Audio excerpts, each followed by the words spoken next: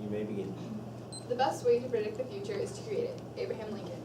Every day, criminal lawyers all over the country are changing the lives of people, sometimes for good and sometimes for bad. In every criminal case, there are two sides. There's a prosecutor and a defender. The prosecutor's job is to protect the victim. The defender's job is to ensure their client does not go to jail. The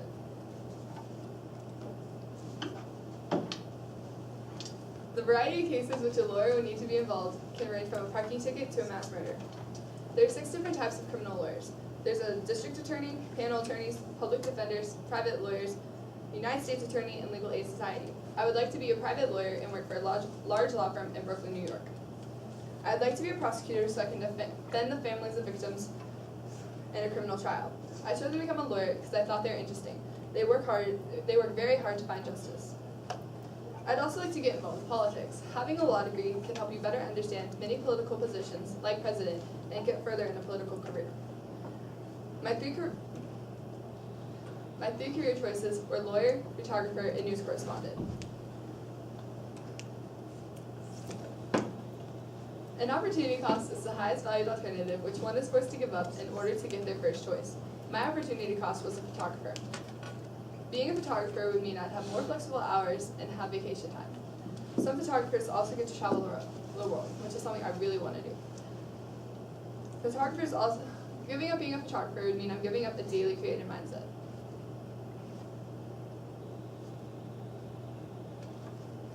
Being a lawyer has many good and bad incentives. Some good incentives is that I get to fight for people. I get to defend those who cannot defend themselves.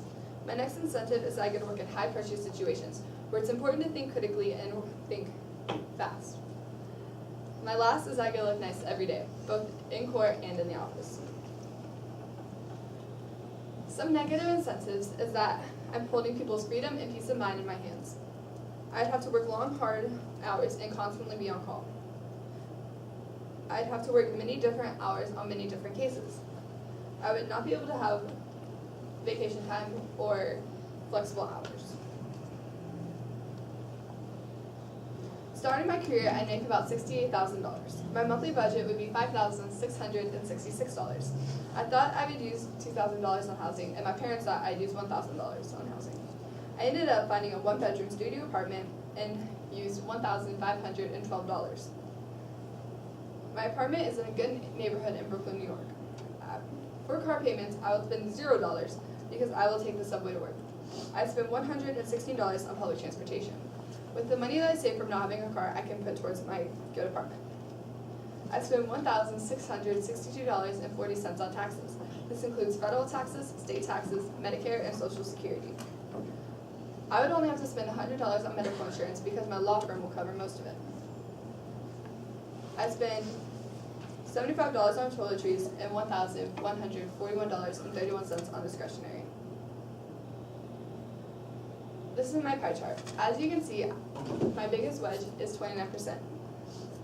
That is towards taxes. My next highest is 27% on housing. 20% will go to discretionary. These are things like saving, clothes, and entertainment. 8% will be for school loans, paying for OU and Boston College.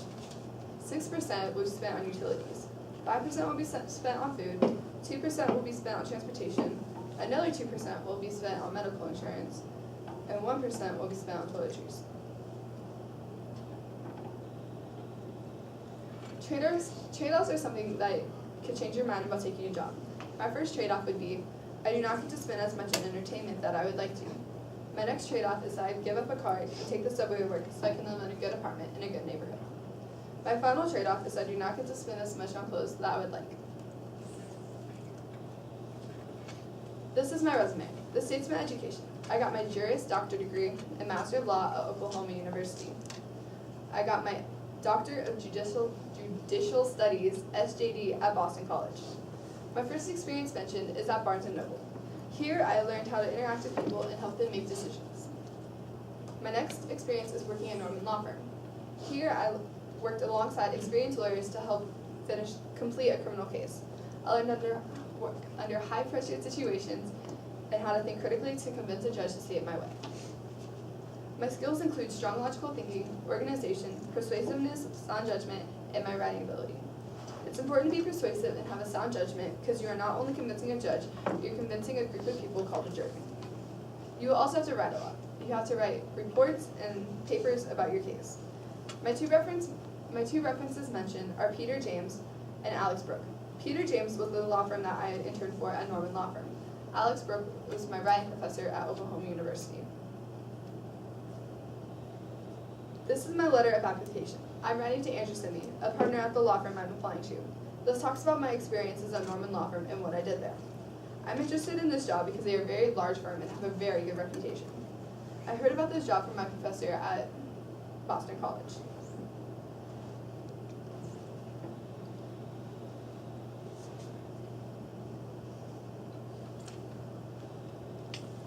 These are my 5 websites.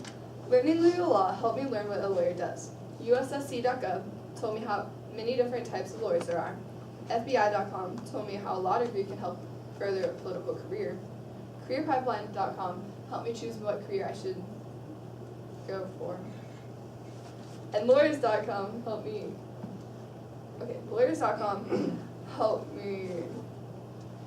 understand what the day would look like as a lawyer.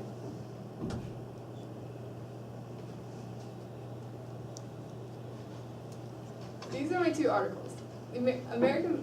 My first article is from American Bar.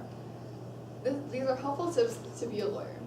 My next article is from the New Yorker. This is an article about what new lawyers should expect in today's time. I'd like to conclude this by quoting Steve Jobs. Don't let the noise of other opinions drown your inner voice. And most importantly, have the courage to follow your heart and intuition because they somehow already know what you want to become. Everything else is just secondary.